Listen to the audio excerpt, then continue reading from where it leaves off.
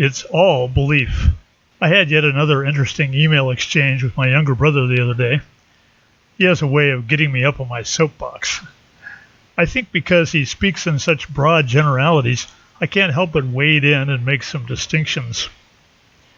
In this case, he was talking about his extreme distrust of any method of medical treatment, from surgery to energy medicine.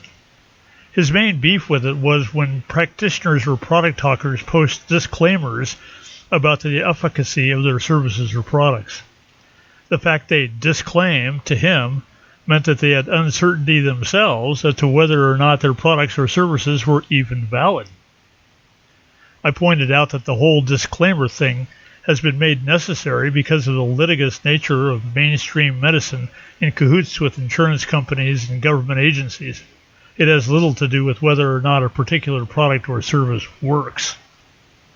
Undaunted, he retorted that most new-agey woo-woo products or techniques have little or no real science backing them up. He sees that as an admission that it's all snake oil. Further, he says, I believe 99.9999% of the time any naturopathic products that work, quote, quote, are based in pure belief, not actual physical effect. Aside from the obvious naivete oozing from that statement, I had to respond to the belief part of his assertion. Hate to break it to you, bub, but it's all belief. Medications work because they are metaphoric symbols, and their curative power lies in that symbol. Just because it's a symbol does not minimize its effectiveness. In many instances, the placebo effect is just as effective, or more so, than the remedy itself. It's all about what we truly, deeply, and intuitively believe is true about something. In Taoist practices, for example, saliva is considered the fountain of youth, and meditations involve imbuing saliva with light from the imagination and are then swallowing the light. There is actually mundane scientific research done on this that found that consciously swallowing saliva increases the growth hormone content of the saliva. Beyond all that, it is our beliefs that determine our level of health and ability to heal.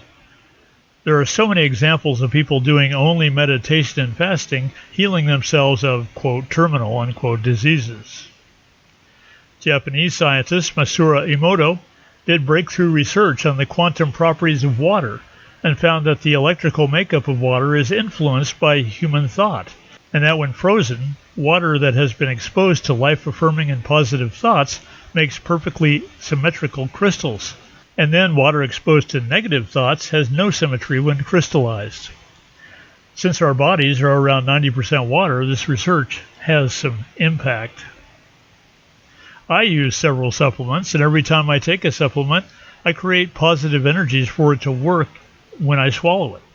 In that way, it helps to overcome any subconscious negativity about it working and allows the body to take full advantage of what the supplement could do for it. Anywho, yeah, I agree with you. In response, my brother admitted that he had little belief in his ability to change or alter his own beliefs, and that was a problem. He sees the world as Mr. Smith in the Matrix movie. I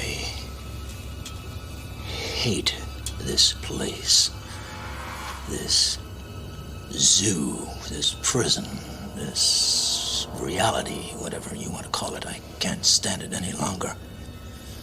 It's the smell, if there is such a thing. I feel saturated by it. I can taste your stink. And every time I do, I fear that I have somehow been infected by it. It's repulsive, isn't it? I pointed out that with a worldview like that, it's no wonder he has trouble visioning a healing and a supportive world for himself. The trick for him, I think, is to stop caring what others are thinking and saying about things. Being a big fan of the Abraham material, he pointed out what Abraham says.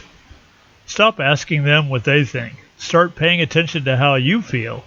Joy will be yours immediately, and everything else that you have ever thought would make you happy will start flowing seemingly effortlessly into your experience. My brother did go ahead and order a couple of products I recommended, but remains highly skeptical and grumpy. But I have every intention of continuing my campaign. You have been listening to This Quantum Life by Boyd Martin. Brought to you by the Quantum Health Newsletter from Pure Energy RX. www.pureenergyrx.com.